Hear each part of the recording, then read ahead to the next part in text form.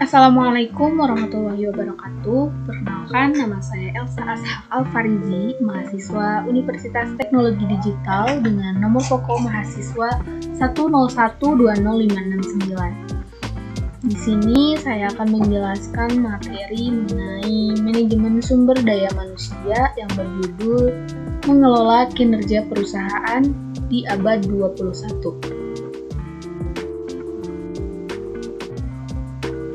Tujuannya yaitu memberikan pemahaman dan pengetahuan yang berkaitan dengan pengelolaan kinerja perusahaan di abad 21. Kemudian, kebutuhan sumber manajemen kinerja baru. Nah, dalam sebuah perusahaan terdapat hubungan antara beberapa pihak yang berkepentingan atau stakeholder, yaitu penanam modal, karyawan, pelanggan, pemasok, dan masyarakat. Hubungan yang terjadi antara perusahaan dengan pihak-pihak yang berkepentingan tersebut mengalami perubahan yang substansial beberapa terakhir ini. Akan tetapi, pada umumnya, hubungan yang terkuat adalah antara organisasi dengan penanam modal, pelanggan, karyawan, pemasok atau supplier, dan regulator. Hubungan yang kompleks tersebut dapat dijelaskan pada gambar berikut. Selanjutnya, di sini ada bagan kebutuhan sistem manajemen kinerja. Yang pertama, ada globalisasi dan liberalisasi perdagangan dunia. Ada AFTA, Asia Free Trade Area. Yang kedua, APEC, The ASEAN Pacific Economic Cooperation. Yang ketiga, NAFTA, North America Free Trade Area. Dan GATT, General Agreement of Tariffs and Trade. Yang selanjutnya, perubahan lingkungan, hubungan ekonomi, iptek, dan budaya. Kemudian, perubahan strategi usaha dunia, ada visi dan misi baru, kemudian paradigma baru. Yang terakhir, manajemen kinerja baru, yaitu alat untuk mengkomunikasikan tujuan dan pencapaian atau goals and achievement. Menjamin bahwa perusahaan menggunakan sumber daya secara efisien, fokus pada perbaikan berkelanjutan, panduan yang kritis untuk evaluasi efektivitas organisasi. Selanjutnya adalah latar belakang sistem manajemen kinerja. Penggunaan rasio finansial secara tunggal tidak lagi mencukupi untuk menganalisis kinerja perusahaan. Diperlukan sistem manajemen kinerja yang baru untuk mengakomodasi perubahan lingkungan persaingan dunia usaha. Nah, selanjutnya, kebutuhan akan perubahan memenangkan keinginan dan kebutuhan dari setiap stakeholder yang terdiri dari penanam modal, karyawan, pelanggan, pemasok, dan masyarakat.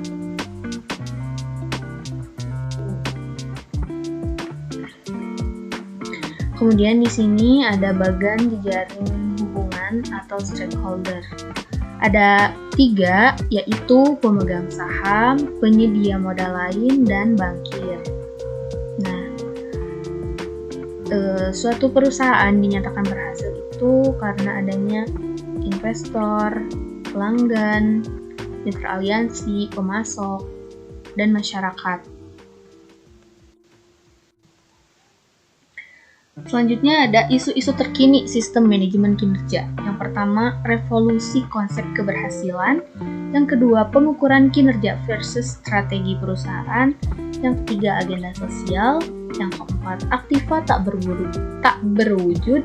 Yang kelima, kekuatan dan kelemahan teknologi informasi. Yang keenam, krisis dalam pengukuran kinerja. Yang ketujuh, krisis pengukuran. Dan yang terakhir, biaya pengukuran kinerja. Selanjutnya ada sistem manajemen kinerja. Yang pertama ada BSC. Pada intinya, BSC atau Balance Scorecard ini merupakan metode pengukuran hasil kerja yang digunakan perusahaan atau biasa disebut dengan strategi manajemen. Berbeda dengan strategi manajemen pada umumnya yang lebih cenderung memiliki konsep yang sederhana. Metode balance scorecard ini menggunakan pendekatan yang lebih integratif dengan mengubah misi dan strategi organisasi menjadi tujuan dan ukuran-ukuran yang lebih berwujud. Tidak hanya menetapkan ukuran finansial, metode balance scorecard ini juga dapat menentukan ukuran non-finansial seperti pada sektor pelayanan publik. Pada organisasi sektor publik, balance scorecard dapat digunakan untuk memonitor dan mengevaluasi kinerja organisasi pada perspektif internal, kepuasan pelanggan, atau pelayanan, keuangan, dan perspektif lainnya. Kemudian yang kedua, PRISM atau performance. PRISM adalah pengukuran kinerja inovatif dan kerangka manajemen kinerja. Kelebihan dari kerangka kerja yang lainnya adalah bahwa performance PRISM ini meliputi semua stakeholder, organisasi, atau perusahaan. Secara prinsip, stakeholder tersebut meliputi investor, pelanggan, karyawan, supplier, dan masyarakat. Performance PRISM ini bekerja dengan dua cara, yaitu menganggap bahwa keinginan dan kebutuhan adalah milik para stakeholder, dan secara khusus apa yang organisasi inginkan dan butuhkan dari para stakeholder. Yang selanjutnya ada 6 Sigma. Six Sigma adalah sebuah tools atau cara perusahaan dapat mengembangkan kapasitas proses bisnis.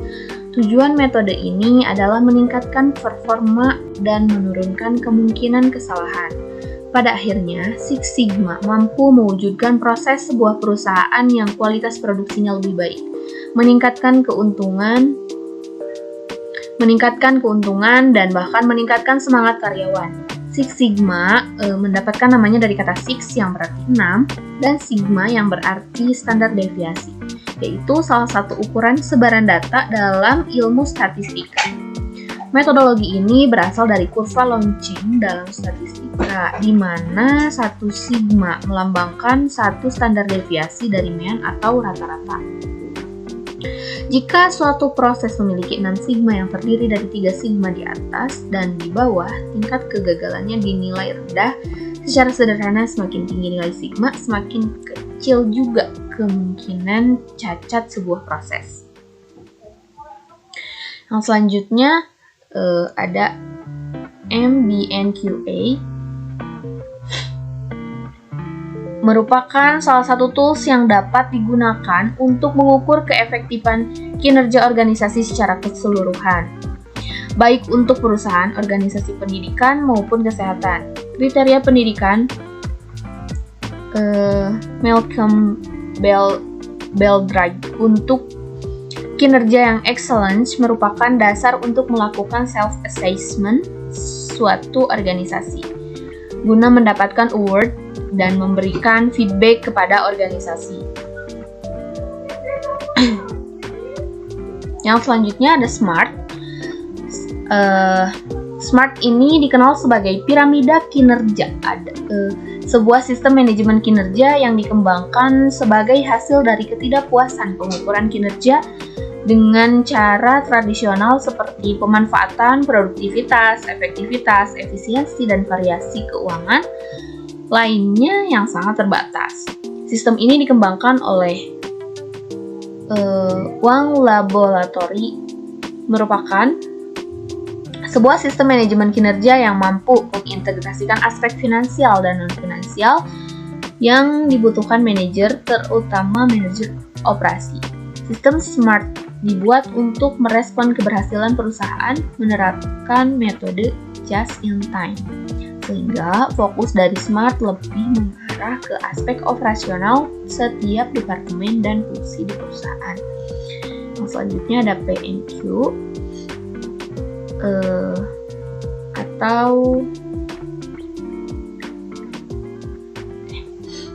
ada PNQ itu membantu manajer untuk mengenali peningkatan kebutuhan bisnis mereka dan membuat jadwal untuk mereka. Ini menyediakan metode untuk mengidentifikasi area perbaikan dan ukuran kinerja gabungan. PMQ digunakan untuk mengembangkan orientasi perusahaan, faktor pendukung keberhasilan, dan kinerja terkait pengukuran.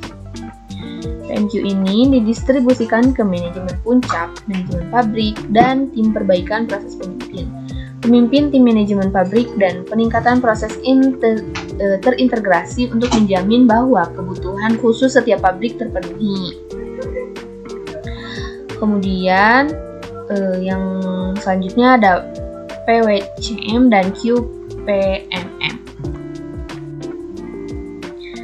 Baik, cukup sekian materi yang dapat saya sampaikan. Terima kasih. Wassalamualaikum warahmatullahi wabarakatuh.